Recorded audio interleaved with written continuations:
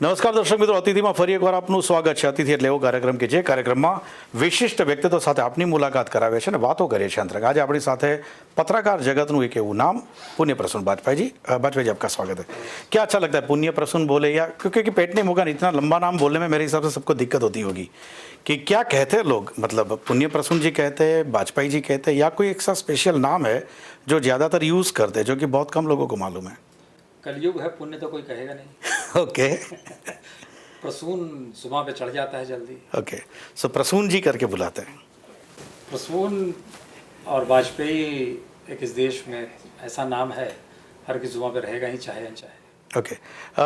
नाम के पीछे भी एक कहानी होती है और लड़का जब बड़ा होता है ना तब पूछता है कि यार ये नाम किसने लगाया, क्योंकि जब नाम थोड़ा हटके होता है तब तो ये भी मेरे हिसाब से पीछे कुछ कहानी होगी.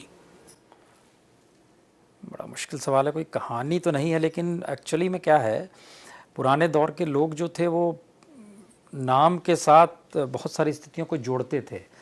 प्रसून जो है वो फूल होता है और कुसुम भी फूल होता है. माता का नाम कुसुम.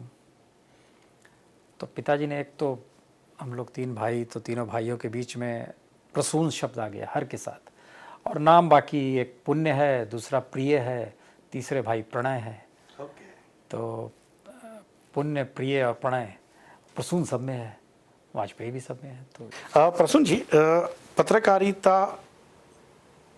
का ये फील्ड चूज़ करना, मेरे हिसाब से अभी कोई ऐसा जनरेशन अभी आई है कि जिनका टारगेट होता है कि मुझे तो पत्रकारिता ही करनी है.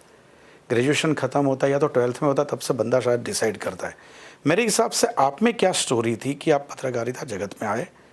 क्या किसी को किसी मिशन लेके आए थे, किसी को अपना आइडल देखा था उसमें से आए, या बस ऐसे ही फ्लूक हुआ? नहीं, नौकरी नहीं करनी है ये शुरू से था. नौकरी नहीं करनी है. और जो वातावरण था उसमें बचपन से इस देश के तमाम बड़े संपादक कहें या जो भी कहें, वो सभी को बचपन से देखा है. चूँकि पिताजी इंडियन इंफॉर्मेशन सर्विस में थे, गवर्नमेंट ऑफ इंडिया के साथ थे. इमरजेंसी के दौर में उनका ट्रांसफ़र बिहार कर दिया गया. जेपी उस समय बिहार में थे, जेपी आंदोलन चल रहा था. तो बिहार पे इंदिरा गांधी की बड़ी पैनी नज़र थी. हम लोग बहुत छोटे थे, मेरे ख्याल से 4th 5th में रहे होंगे, लेकिन सब चीज़ बहुत नज़दीक से देख रहे थे. पॉलिटिकल सिस्टम को समझ रहे थे, पत्रकारों को देखते थे, जो भी अखबार के संपादक थे सभी का आना जाना था, सारी चीज़ थी. तो मेरे ख्याल से एक भाव, ये एक स्वतंत्र वाला भाव बड़ा ज़्यादा था जहन में. तो नौकरी कभी किए नहीं और जर्नलिज्म को भी नौकरी मानी नहीं. प्रसून जी, आपने बताया कि ये जॉब कभी समझा ही नहीं, बस एक जुनून होता है कि कुछ नया देना है, सही जो है लोगों के सामने रखना है, और शायद वो चीज़ जो कम लोगों को मालूम या तो किसी को नहीं मालूम, क्योंकि हर पत्रकार में एक जुनून होता है कि ऐसी चीज़ मैं बताऊं, मेरी स्पेशल स्टोरी हो, ताकि सब लोगों का ध्यान वहीं पे जाए. कीमत चुकानी पड़ी होगी, because it is very difficult ऐसे बंदे को कंट्रोल करना. इसीलिए शायद सहारा, जी, NDTV, आज तक, फिर से आज तक, ये जिगजैग वाला रूट जो है. तो मेरा सीधा सवाल है आपको, लोग ना कहते थे या आप ना बोल के निकल जाते थे कि नहीं सॉरी बस अभी बहुत हो गया, कुछ इससे ज़्यादा दायरे में मैं नहीं कर सकता काम? हम ही ने ना कहा है. और कीमत चुकाना शब्द हमको लगता है ठीक नहीं है.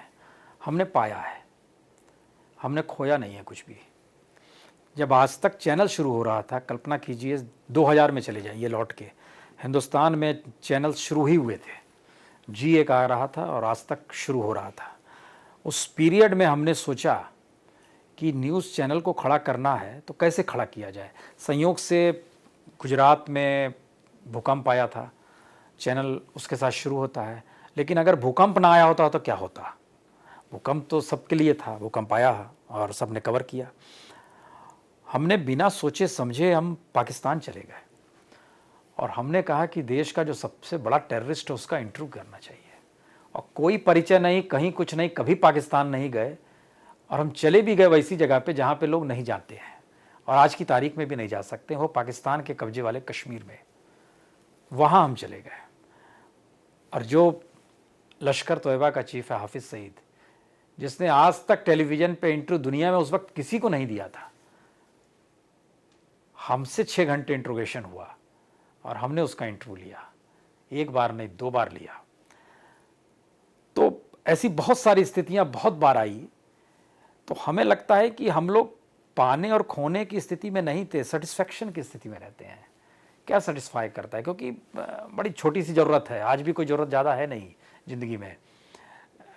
हम लोग की कीमत हो सकता है संस्थान लगाता हो जो पेमेंट कर देता हो। हमको सहारा में जितना मिलने का ऑफ़र था, जब हम आज तक छोड़ रहे थे तो सहारा बहुत नीचे था।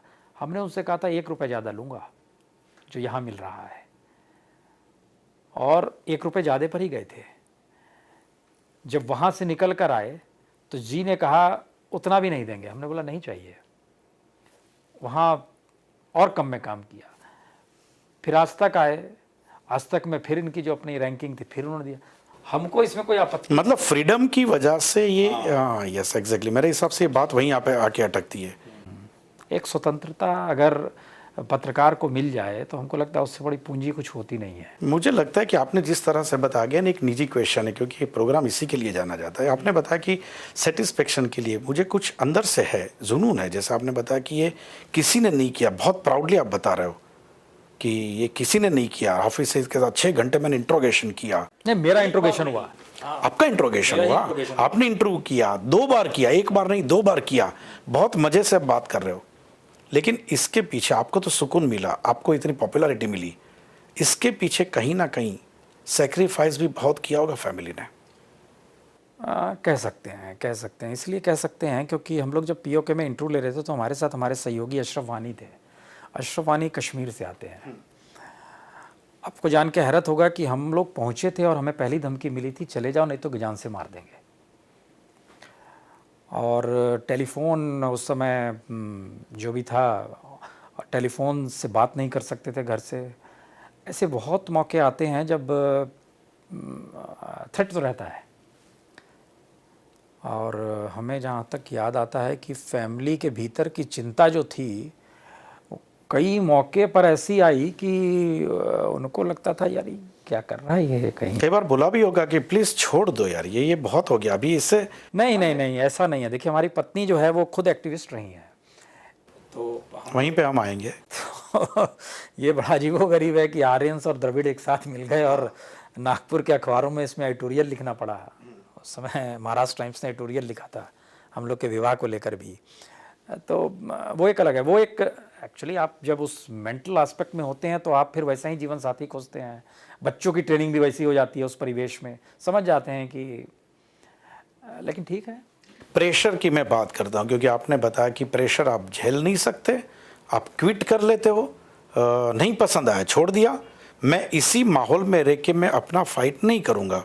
आप अपना दुनिया अपने पास रखिए, मैं आता हूँ वही पे आता हूँ। आप छोड़ के कहीं चले जाते हैं, वहाँ पे रहना है मुझे, मैं बात कहूँगा ही कहूँगा। मेरे दिमाग में जो है मेरा प्लान है, मेरा आइडिया है, वो स्टोरीज़ मैं करूँगा ही करूँगा। मेरा सीधा सवाल आपको ये है, प्रेशर की बात करते हो, पॉलिटिकल पार्टीज मैनेजमेंट पे प्रेशर करते हो और मैनेजमेंट आप पे करता है, ऐसे भी कई बार हादसे हुए होंगे। What was the reason and क्या उसका परिणाम क्या है? अगेन वही क्विट, छोड़ देना है?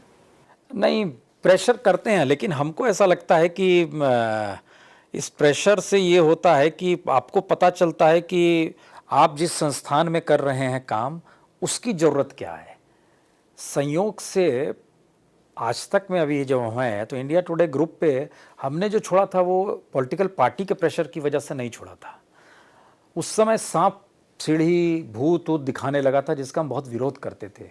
याद कीजिए 2007 में क्या हो रहा था। उससे पहले भी छोड़ा था हमने।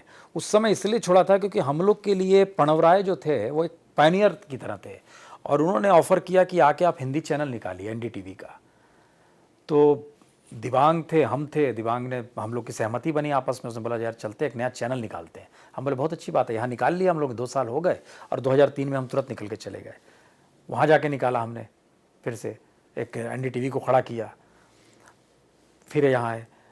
और प्रेशर बड़ा अजीबोगरीब है प्रेशर की वजह से। लेकिन हम ये कह सकते हैं कि मौजूदा वक्त में प्रेशर है, लेकिन देखिए हमने छोड़ा नहीं है और हम स्वतंत्रता है, तो इसका मतलब समझिए क्या है। अभी तो शुरू हुआ है ये दौर, क्या लगता है आपको आने वाले दिनों में ये जो आप बता रहे हो कि एडिटर्स का ये जो फोकस्ड है वो कहीं फोकस इसी मामले में रहेगा? आने वाले दिनों में कहेंगे कि प्रसून जी यार ये सब ठीक है आपका, ये जो खेत पेत वाली जो मजदूरों की बात बता रहे हो, आपको अच्छा लगता होगा, घर बैठ के आराम से करिए, अपना यूट्यूब चैनल निकालिए, जो करना है करिए, इस चैनल में रहना है तो प्लीज़ जो हमें टीआरपी मिलती, ऐसा माहौल आने के चांसेस कितने देख रहे हो आप?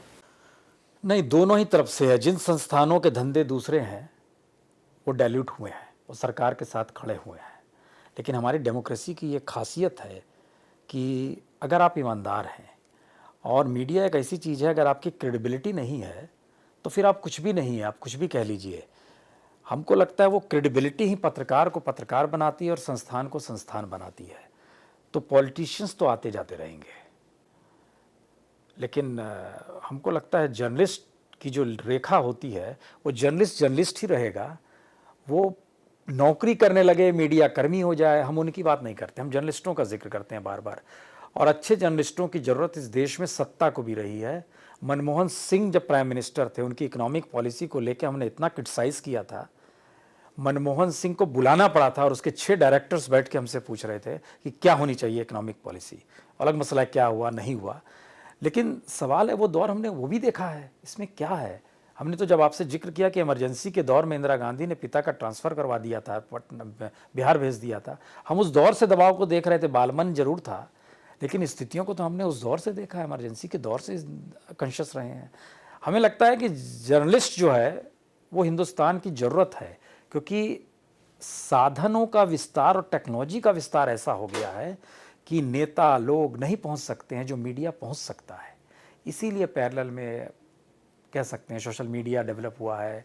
सोशल मीडिया अपने लिहाज से काम कर रहा है, लेकिन सोशल मीडिया अनएडिटेड है, अनगाइडेड है, उसके ऊपर साख आपकी नहीं होगी। लेकिन सवाल है जब मेन स्ट्रीम में साख नहीं रहेगी तो फिर आप भी तो सोशल मीडिया हो जाओगे, लेकिन फिर ज़रूरत पड़ेगी। यही एक प्रोसेस है जो मथ रहा है सोसाइटी को भी और शायद इस माध्यम को भी। प्रसून जी के एजुकेशनल क्वालिफिकेशन के बारे में बहुत अलग अलग राय आ रही है। क्या पढ़ाई किया, नहीं क्या क्या पढ़ाई किया?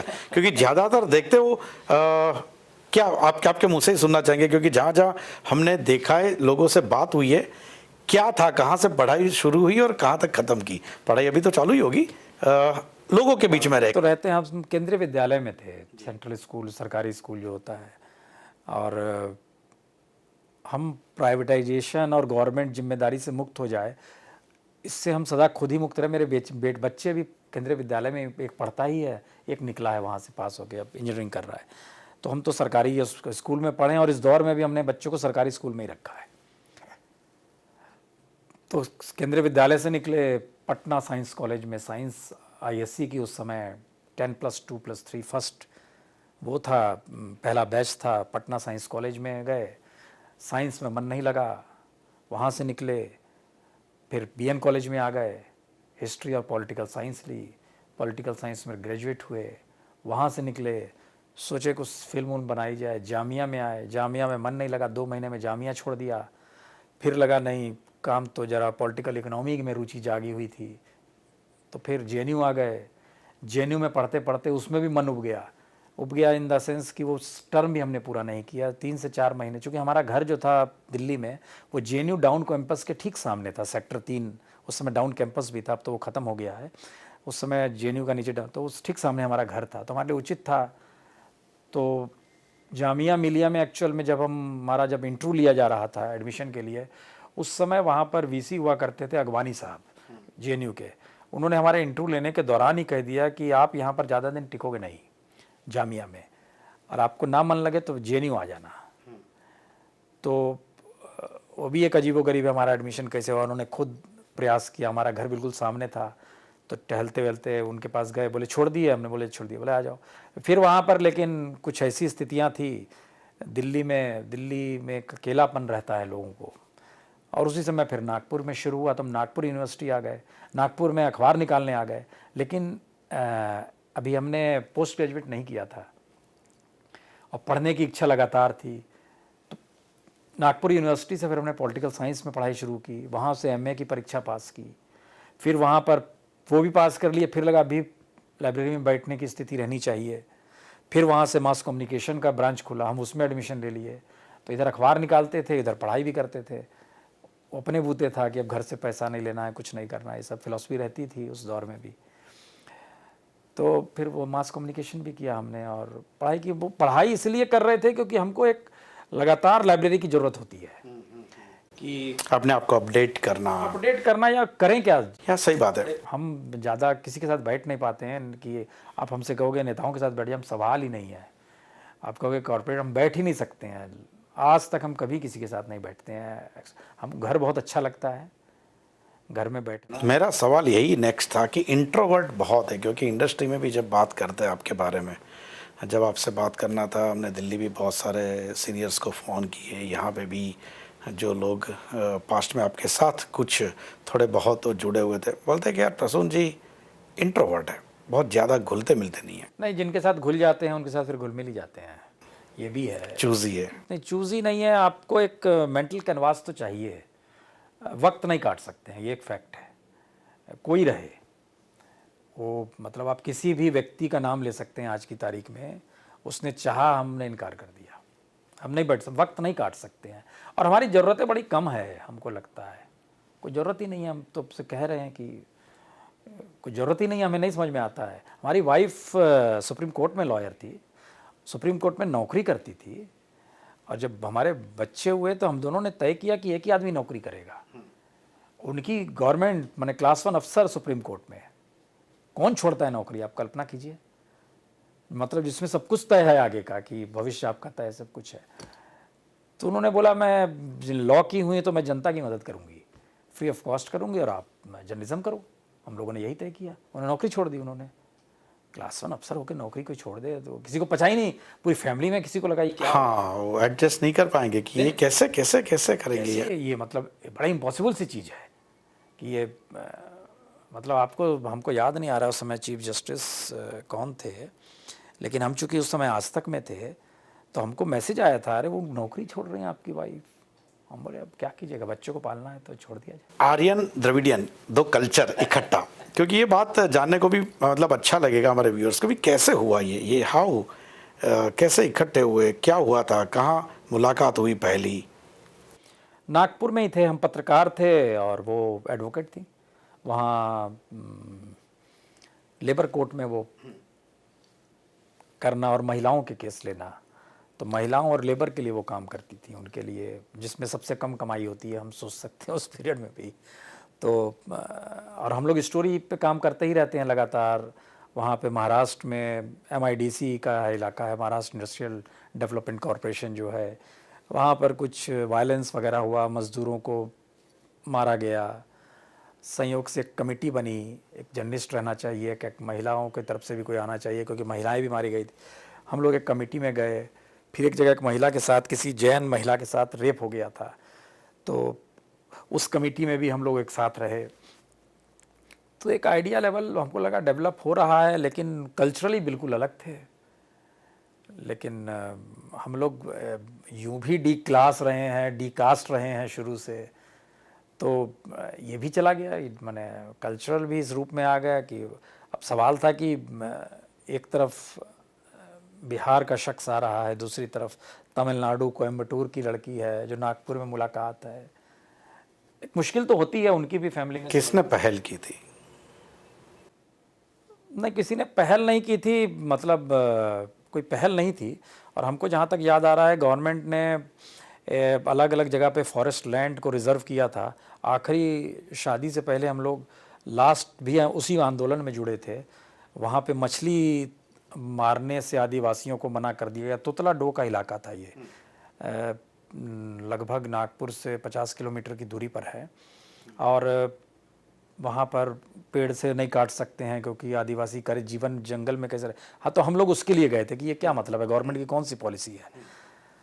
तो उसी में प्रोसेस में होते होते हुआ कि यार सब हो ही रहा, तो हम लोग का कोई ऐसा विचार नहीं था, दोनों का विचार था कि काम ही अपना करना है ना। लेकिन कहीं ना कहीं किसी ने बात तो छेड़ी होगी ना पहले, ऐसे ऐसे तो साथ में काम तो बहुत लोग करते हैं, एक दूसरे को मालूम भी होगा कि कहीं ना एक दूसरे। होता क्या है, जब इस तरह से रहते हैं लोग सब, तो बाकी लोग सब मदद करते हैं कि यार आप लोग साथ साथ रहते हो तो साथ ही रह लो, इसमें क्या जाता है। साथ रहते हो इन द सेंस कि आप लोग हर कमेटी में आते हो, यार आप अकेले रह रहे हो, आप अलग घर लेके रहते हो, ये इधर अपने दिन भर घूमती रहती है, इनके माँ बाप भी चिंता करते हैं, तो आप लोग साथ ही ले लो। तो हम लोगों ने खुद ही कार्ड लिखा था कि हम लोग इस तारीख से तय कर रहे हैं कि एक साथ रहें, इस मौके पर आप लोग आएँ तो खुशी होगी। और यही कार्ड हमने अपने घर भी भेजा, दिल्ली में भी। तो फादर मदर हमारे आए थे। हमारे फादर बड़े खुले हैं इस मिजाज में, बड़े खुले थे, मतलब उनकी डेथ हो गई। वो बड़े खुले मिजाज के थे इसमें। मदर को ज़रूर रहता है कि इश्क कैसी शादी हो रही है, वहाँ से एक रजिस्ट्रार आएगा जो साइन करा लेगा, ना कुछ हो रहा है ना क्या हो रहा है। तो हमने नागपुर में शादी की तो उसमें तमाम जर्नलिस्ट, तमाम एडवोकेट्स जो भी थे नागपुर शहर के, जितने भी प्रबुद्ध लोग थे, सभी की मौजूदगी थी उस विवाह में, वही गवाह थे। और अच्छी बात ये थी कि शादी ऐसे पीरियड में हुई जब हम नौकरी नहीं कर रहे थे, तो क्या करना है पता नहीं था। नौकरी छूट गई थी, एक अखबार में जो काम करते थे, और क्या करना है पता नहीं था, सिवाय इसके कि अब दूसरी जगह नौकरी खोजें उससे पहले शादी ही कर लो इस बीच में। प्रसून जी जिस तरह से अपने बारे में बता रहे कि वो पहले से कुछ अलग सोचते हैं, एक बनी हुई जो सिस्टम है उसके बाहर कुछ सोचते हैं, स्कूल या कॉलेज में भी कोई एक ऐसी एक्टिविटी हुई होगी जिसमें मेरे हिसाब से बहुत एक्टिवली पार्टिसिपेट किया होगा? नहीं, ऐसा कुछ नहीं है। बचपन से सिनेमा भागते थे, फिल्म देखते थे, फर्स्ट डे फर्स्ट शो वाले लोग थे हम लोग स्कूल के दौर से ही। और पटना का हमको याद है कि बहुत ही फिल्में देखना और फर्स्ट डे फर्स्ट शो भागना, इस स्थिति में रहते थे। उसके बाद कॉलेज में हमने कुछ किया तो नहीं, लेकिन एक चीज़ और थी कि जहाँ तक स्थिति हमको याद आता है, हम लोग जब पॉलिटिकल साइंस लिए थे तो हमारे दिमाग में सवाल बार बार गूंजता था, ये कैसा कॉन्स्टिट्यूशन है। अच्छा, हम टीचरों को चैलेंज जरूर करते थे। ये हमारी प्रवृत्ति कॉलेज के दौर में आई। स्कूल के दौर में तो हमको फुर्सत ही नहीं थी फिल्म देखने से। तो अमिताभ बच्चन उस दौर के नायक थे। नहीं, ये हाथ से ही वो लगता है कि वो हाथ तभी हो जाता होगा जब अंदर से बच्चन तो कभी नहीं, वो उस पीरियड के नायक थे। वो तो खैर वो थे, मेरे ख्याल से हर किसी के रहे होंगे, ऐसा नहीं है। लेकिन कॉलेज में आके हम टीचरों को चैलेंज करने लगे कि आप जो पढ़ाते हैं, हमको लगता है वो पढ़ाने से आगे सोचना चाहिए आपको। आप लोग सिर्फ किताब रट के आते हैं, तो उससे बेहतर हम पढ़ा सकते हैं। ये हमने चैलेंज बीएन कॉलेज में भी किया। पॉलिटिकल साइंस खुद पढ़ाने लगे। नागपुर आके मास कम्युनिकेशन जब शुरुआत हुई तो जो हेड था उसको भी हमने चैलेंज किया। मिस्टर सक्सेना है, अभी जीवित हैं वो नागपुर में। उनको भी याद है कि उन्होंने बोला आप ही आगे पढ़ा लीजिए। तो उनको आशा नहीं थी कि जिस स्टूडेंट को बोल रहे हैं आप ही आगे पढ़ा लीजिए तो आगे पढ़ाने लगेगा। और बोला पूरा 45 मिनट की क्लास लूँगा और कोई बच्चा उठेगा नहीं, मैं इसकी गारंटी ले रहा हूँ। तो वो बाकी कुछ नहीं। अपनी कोई वीकनेस हो जो इम्प्रोवाइज करने के लिए आज की तारीख में भी आप कोशिश करते कि ये वीकनेस है मेरी? कोशिश नहीं करते हैं, लेकिन इसका मलाल रह गया है कि बिकने की स्थितियां हमेशा सामने हैं। आप खुद को अगर बेचना चाहे तो इस दौर की आपकी ज़रूरतें जो हैं, मान लीजिए क्या चाहिए, पता नहीं हमें क्या जीवन में चाहिए, एक अजीबोगरीब सवाल रहता है। किसी को भी क्या चाहिए, हमें कुछ नहीं चाहिए, लेकिन और किसी को कुछ चाहिए तो हम उसका कुछ नहीं कह सकते हैं। सामने वाला हर कोई कहता है कि उसको लगता है कि प्रसून को या तो थ्रेट कर दो या फिर लालच दे दो। तो थ्रेट भी किया गया, लालच भी दिया गया। हमको नहीं समझ में आया, कोई मतलब नहीं। लालच तो हम जानते हैं कि लालच में सब बिक जाते ही देखा है, लेकिन थ्रेट भी मिली और कि आप गलत कर रहे हैं, आपको हमारे साथ होना चाहिए। हमने बोला हम आपके और इसके साथ नहीं रहते, हम तो जनता के साथ रहते हैं, उनके लिए काम करते हैं। मीडिया हमको लगता है उसी लिए है, और ये मौजूदा दौर में भी हुआ है। आपको क्या लगता है कि जिस तरह से आज की मीडिया है, उस मीडिया में जिस तरह से बदलाव आए हैं, फास्ट हुआ है, खास करके सोशल मीडिया, क्योंकि हमारा लास्ट क्वेश्चन है, बहुत कम समय में इसका उत्तर चाहूँगा। और जिस तरह से दूसरा एक सवाल बहुत ही चला है, और आपने भी एक इंटरव्यू में यूट्यूब जो एक चैनल है उसके इंटरव्यू में भी बताया था कि प्रादेशिक जो न्यूज़ चैनल्स है उसका भी बहुत ही एक महत्व है इस देश में। नेशनल चैनल्स तो अपने नेशनल इश्यूज़ उठाती है, लेकिन जो अलग अलग प्रदेशों में, चाहे न्यूज़पेपर हो, चाहे वो कोई इलेक्ट्रॉनिक मीडिया हो, वो सब मिला के कहीं ना कहीं एक ऐसा पावर है, वो एक ताकत है जो कि बहुत सारे बदलाव भी ला सकती है। सोशल मीडिया का भी एक इश्यू, जिस तरह से आपने बताया कि वो ठीक है, कहीं कंट्रोल नहीं है, उसका कोई डिज़ाइन नहीं हुआ है, तो अपने हिसाब से चलता रहता है। लेकिन इस सबको मिला के आपको आने वाले दिनों में जर्नलिज्म जो पूरा वर्ल्ड है हमारा, वो कहाँ जाते हुए दिख रहा है? देखिए, पहले तो ये कि प्रादेशिक मीडिया जो है, इसकी ज़रूरत इसलिए कहीं ज़्यादा है कि अब आपके पास नेशनल लीडर्स नहीं है। निकलेंगे तो रीजनल इलाकों से ही लीडर निकल कर आएंगे। दिल्ली की राजनीति करते हुए हिंदुस्तान में कोई प्राइम मिनिस्टर अगला नहीं बन सकता, ये दिमाग में रखिएगा। स्ट्रीट का व्यक्ति इस देश में लीडरशिप होगा, स्टेट्समैन उस दिशा में जनता खोजने लगी है। प्रादेशिक स्थितियां इसलिए महत्वपूर्ण हैं क्योंकि हमारी डेमोक्रेसी में चीज़ें जो हैं अलग अलग राज्यों के ज़रिए जुड़कर बन रही है, और प्रादेशिक मीडिया अगर इन चीज़ों को ना समझेगा, क्योंकि जैसे मोदी ही निकल कर यहाँ से गए हैं, तो अब आप कल्पना कीजिए आने वाले वक्त में मोदी को वापस गुजरात भी देखना है, गुजरात को वापस इंडिया भी देखना है। तो मीडिया, जो गुजराती मीडिया है, क्या वो इस दृष्टि से सोच रहा है कि वो नेशनल मीडिया को प्रभावित कर सकता है? हम दिल्ली से आते हैं गुजरात में, लेकिन अक्सर ऐसा होता है कि कभी गुजरात के किसी चैनल से भी हमको फुटेज चाहिए क्या, या नहीं चाहिए क्या, या उसकी कोई स्टोरी चाहिए क्या, या उसकी स्टोरी से, ये स्थिति हर जगह आएगी। बिहार में भी हमने इलेक्शन के समय देखा था। तो उस मीडिया को कम से कम अपने आप को रीजनल नहीं सोचना चाहिए, उसका अप्रोच नेशनल लेवल पे होना चाहिए, तभी वो मीडिया सरवाइव कर पाएगा। रीजनल लेवल वाला मीडिया अगर ये सोचेगा वो डिस्ट्रिक्ट और पंचायत की खबर में ही खत्म हो जाए, ऐसा नहीं, उसको पर्सपेक्टिव देना होगा। पहली स्थिति ये है। दूसरी स्थिति जो आप कह रहे हैं आने वाले वक्त में क्या होगा, आने वाले वक्त में हम दो स्थिति देख रहे हैं। एक, कॉरपोरेट का वर्चस्व मीडिया पे बढ़ेगा, पॉलिटिशियंस का प्रभाव मीडिया पे बढ़ेगा, क्योंकि मीडिया, हम बार बार कह रहे हैं कि टेक्नोलॉजी का विस्तार हुआ है। ऐसे में जो जर्नलिस्ट हैं, वो जर्नलिस्ट अगर अपना विस्तार करेंगे और कोई एडिटर्स अगर अच्छे आते हैं जो जर्नलिस्टों का विस्तार करें, तो फिर एक नए तरीके का कन्फ्रंटेशन शुरू होगा। एक तरफ पूंजी होगी, दूसरी तरफ साख होगी, और इसकी लड़ाई होनी है आने वाले वक्त में। अभी वही लड़ाई हो रही है। अभी मेन स्ट्रीम मीडिया पैसे में बहा हुआ है, सोशल मीडिया, डिजिटल मीडिया, ये छोटी छोटी लड़ाई लड़ रहा है। इसीलिए वायरल टेस्ट करना पड़ता है मेन स्ट्रीम मीडिया को, उनकी ज़रूरत पड़ती है। लेकिन आने वाले वक्त में ये चीज़ें डाइल्यूट होंगी, और कंटेंट की लड़ाई जब शुरू होगी, जो अब धीरे धीरे 2019 से पहले ही आप देखेंगे, इस लड़ाई में एक तरफ पूंजी होगी, पैसा होगा, ताकत होगी, सब कुछ होगा। दूसरी तरफ वैसे लोग होंगे जो जर्नलिज्म करते हुए उसको थ्रेट करेंगे, और उसमें से चीज़ें निकल कर आएंगी। और हमको पता नहीं क्यों ऐसा लगता है आने वाले वक्त में इस देश की जनता चाहेगी कि मीडिया उसका हो। जो हम लोग, चाहे वो BBC पैटर्न देखें, फॉक्स न्यूज़ देखें, या जो वर्ल्ड वाइड जो देख रहे हैं, क्योंकि आप कल्चरली अभी यूरोप हो ना हो, लेकिन ये जो पूंजी पर टिके हुए संस्थान होते हैं, उनका ग्रोथ जो है वो यूरोपियन स्टाइल और अमेरिकन स्टाइल में ही हो रहा है। हम लोग चाहे सोचने लगते हैं अच्छा BBC है, अच्छा CNN है, ये है। इसीलिए ये टकराव होना है हिंदुस्तान में, और जनता में से कोई पत्रकार भी खड़ा हो सकता है जो जनता से कहेगा कि हमें चाहिए, क्योंकि जनता के पैसे पर खड़े हुए चैनल और अखबार को पॉलिटिकल पार्टी दबा नहीं सकती है।